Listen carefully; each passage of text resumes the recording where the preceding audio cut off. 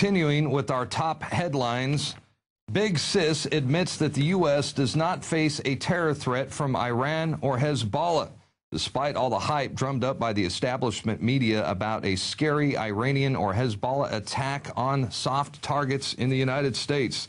The Department of Homeland Security has admitted that there is no specific threat facing the country.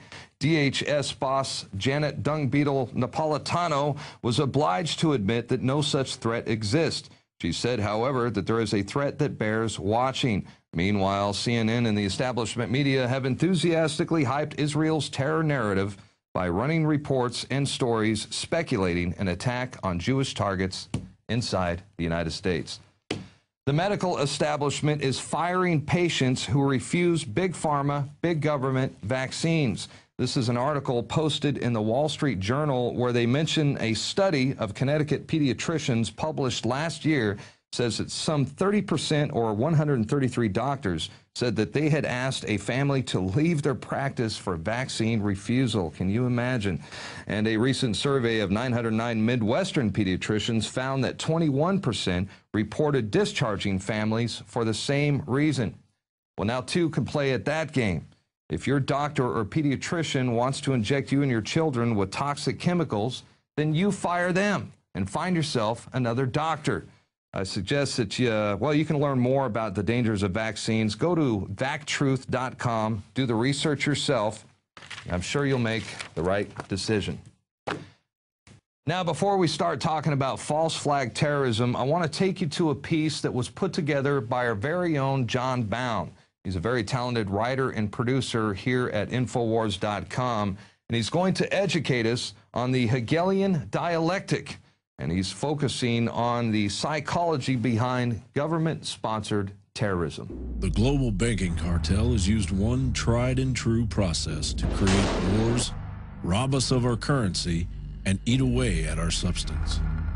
This process of control over the masses is called the Hegelian Dialectic. So what is it, and how is it being used today? German philosopher George Wilhelm Friedrich Hegel devised a dialectic, or method to resolve a disagreement between outcomes. The dialectic is made up of three attributes: thesis, an idea or opinion; antithesis, the opposite idea or opinion; and synthesis, the alchemic process to bring together a wanted change. It is commonly referred to as order out of chaos, and is waged against the masses in many forms. Saul Alinsky, self-avowed Marxist, proponent of the Hegelian dialectic, published this in Rules for Radicals.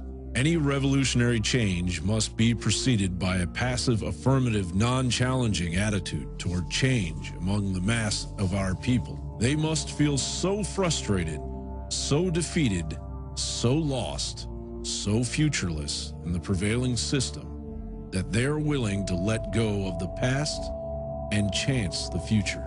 George Bush became the hero of 9/11 simply due to the fact that he was the president, and then rammed through legislation that threatened our liberties as we all complacently stood by and allowed it to happen. A manufactured crisis occurs, thesis. George Bush answers it by rallying public opinion and becoming the host of the tragedy, antithesis, thus owning the crisis through synthesis. Equilibrium is attained. All of the once separate parts of the plan are joined together. In this example, the Patriot Act acting as the equilibrium on the desired road to tyrannical fascism in America. They're too good at what they're doing. They create the crisis on record. They sell the fraud. Then they say, give us more power. Give up your sovereignty, Europe, America, and we'll fix it. But then it only implodes faster. They make bigger bonuses, but they're destroying their own golden goose. They're hacking it open greedily. When it's giving them a golden egg every morning, they think there's eggs inside. I think the point you made of because they're on record creating this to consolidate power. They've bragged about it. Those memos have been made public by Goldman Sachs and others. But they're going to fry things so badly, the bankers are all running to private islands with their own security teams. I mean, like they want to rule everything so much and have just so many digits in their bank accounts that they're going to devalue the value of the digits through their sheer greed. That is a possibility. And if you look at the Hegelian dialectic, if that crisis at the beginning spins out of control, they lose the tail end of the dialectic, don't they? There will be no synthesis at the end. They'll be lucky if they survive. Another method to manipulate the masses is the use of two opposing views to attain the desired view. Politician A espouses the first view. Politician B counters with a differing view. A clear example of this was the debate over the unconstitutional NDAA bill of 2012. I strongly believe that the United States government should not have the ability to lock away its citizens for years and perhaps decades without charging them and providing a heightened level of due process. We don't pick up citizens, we don't incarcerate them for 10 or 15 or 20 years or until hostilities end, and no one knows when they will end, without giving them due process of law. The great concern that we have now in terms of the security of the homeland is from so-called homegrown terrorists, radicalized Americans. So these people, in my opinion, have taken sides. They've joined the enemy. And to have this body at this time, as the threat of homegrown terrorism rises, say no, they can't be treated as enemy combatants, is not only doesn't make sense, and is totally unresponsive to the facts that I've just described. President Obama threatened to veto the bill as long as it contained the section concerning due process, and then quickly changed his mind before the final version was voted through Congress. Obama then told the media that the version he had signed was revised to eliminate any threat to freedom of American citizens, even though this was not true, and the bill gives extraordinary powers to detain American citizens without a trial. The media synthesized Obama's lie by claiming that Obama will not use the powers he now has. The desired result is synthesized by mainstream media as they turn a blind eye to the debate.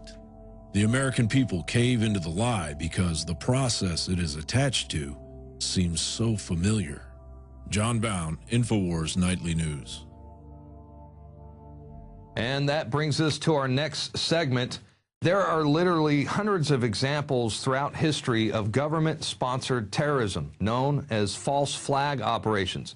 And chances are that the United States and Israel plan on orchestrating such an event to be blamed on Iran as a pretext for war.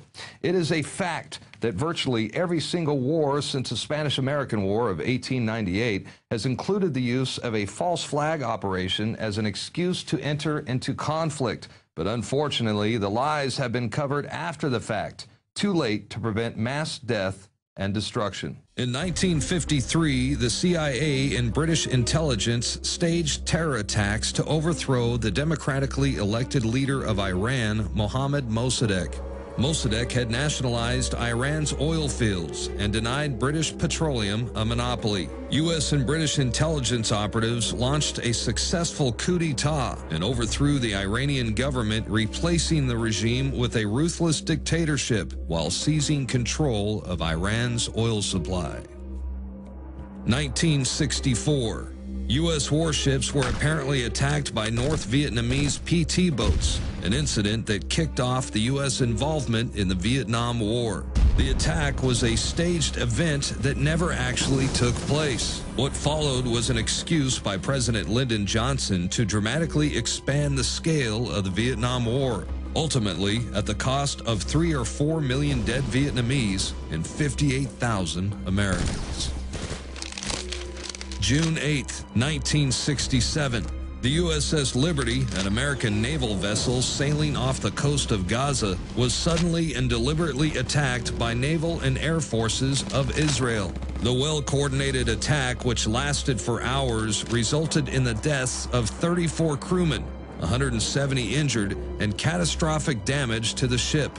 one of the most highly decorated vessels in U.S. history. Egypt was to be blamed for the attack, to serve as a pretext to drag the U.S. and her allies into war in the Middle East. If not for the heroic efforts of the ship's captain and his brave crew, the Liberty would have faced almost certain destruction. The truth about Israel's attack and subsequent White House cover-up continues to be officially concealed from the American people to this day. Now, in recent weeks, we have seen a massive buildup in the Persian Gulf by both the United States and Britain. Meanwhile, U.S. and Israeli intelligence sources are officially warning of domestic terror attacks inside the U.S. and Israel. And if a conflict is to ignite in the Persian Gulf, it is highly likely that the U.S. or Israel will use a false flag operation to kick things off. And that brings us to our quote of the day. Ask yourself, would a government that has lied us into 2 wars and is working to lie us into an attack on Iran shrink from staging terrorist attacks in order to remove opposition to its agenda? And that was by Paul Craig Roberts, the former Secretary to the Treasury in the Reagan administration, also known as the father of Reaganomics and a frequent guest on our show. I actually think he was referring to the Bush administration when he made that statement, but I'm sure Craig Roberts wouldn't put it past the Obama administration to carry out a false flag terror attack as well. But, you know, I mean, they're both run by the same offshore banking cartels and the military-industrial complex. Meet the new boss, same as the old boss. Now, that does it for the first half of our show. We're going to go to break, but when we come back, I'm going to interview author Matthew Stein. He's the author of When Disaster Strikes, a comprehensive guide for emergency planning and crisis survival. We're going to discuss the unthinkable, surviving a nuclear disaster. So stick with us. This is information I'm sure you're going to want to see. It could very well one day save your life and the lives of your loved ones. Matt Stein, when we return, right after this. We were brought up loving our country and our Constitution. That in the United States of America, we were free. And that's an attitude that we've tried to instill in our children. I met my wife while in the Air Force. I was a combat pilot in Vietnam. I served in Desert Storm as a commander. When I graduated from the academy, I took the oath of office. And as a commander, I administered that oath to many people. Now I wonder about the understanding people have of our Constitution, and I think about our candidates for President of the United States. It's interesting to see the support Ron Paul gets from the military. And if we think back to the code of conduct and people raising their right hand that they were going to support and defend the Constitution of the United States, why would those same people support in great numbers Ron Paul?